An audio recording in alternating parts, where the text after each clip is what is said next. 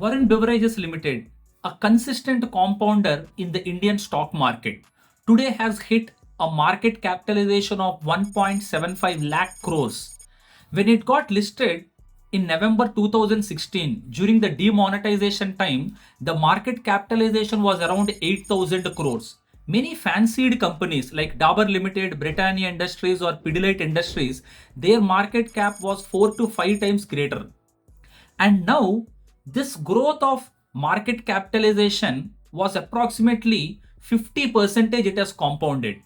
And today, the market cap of Dabur, Britannia, or Pidilite is way below than Varun Beverages. And this growth of market cap is also supported by around 42% increase in its earnings.